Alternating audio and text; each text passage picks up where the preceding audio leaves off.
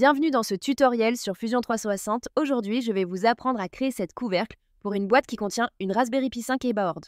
Pourquoi? Tout simplement parce que c'est un exercice idéal si vous débutez, étant donné que vous allez devoir manipuler pas mal d'outils différents tout en étant relativement simple. Donc si vous arrivez à la modéliser, vous pourrez utiliser les compétences que vous avez apprises sur cette vidéo pour vos propres projets.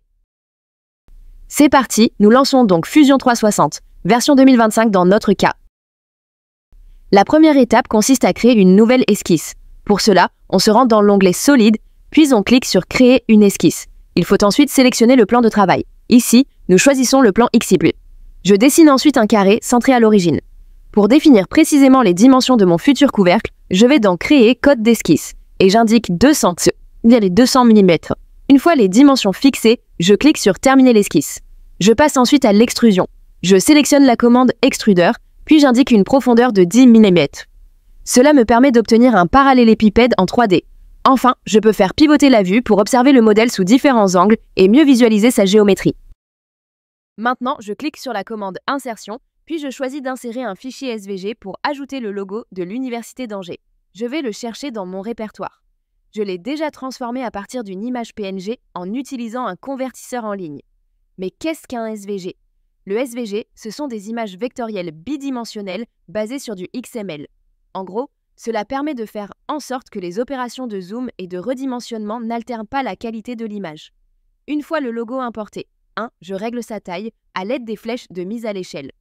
2. Je le déplace selon les axes horizontal et vertical pour le positionner exactement en haut du parallélépipède. 3. Je sélectionne l'ensemble des lettres pour appliquer une extrusion. Extrusion négative, 4 mm, pour creuser le motif dans la surface. A l'inverse, l'extrusion positive crée du volume au-dessus de la surface. J'opte ici pour une extrusion négative de 4 mm afin d'obtenir un relief creusé du logo sur la face supérieure du parallélépipède. De même, pour ajouter un nouveau logo contenant l'inscription Stochastic Resonator, j'importe un fichier SVG que j'ai préalablement converti depuis un PNG et que je trouve dans mon répertoire. Une fois le fichier inséré, je repositionne, fais pivoter et mets à l'échelle le logo à l'aide des poignées de transformation jusqu'à obtenir l'alignement et la taille désirée, puis je valide en cliquant sur OK. Pour finir, je sélectionne toutes les lettres du logo et j'applique une extrusion de 4 mm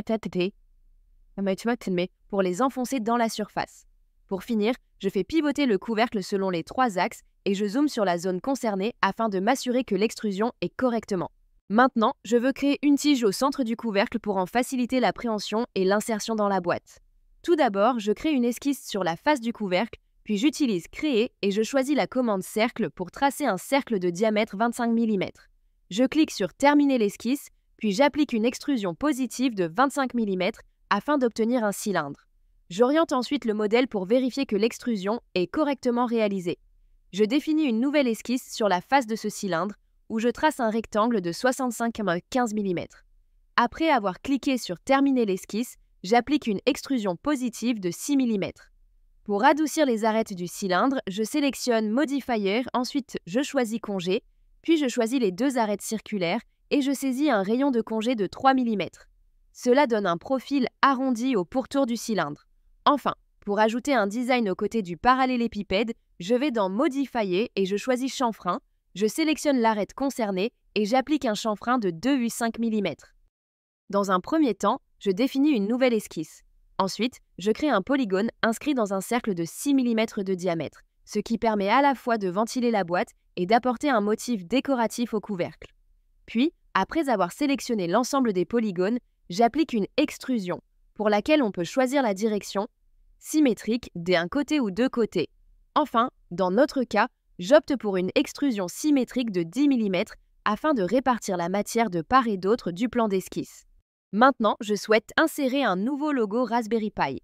Pour cela, je clique sur Insérer, puis je choisis Insérer un fichier SVG et je vais chercher mon logo dans le répertoire.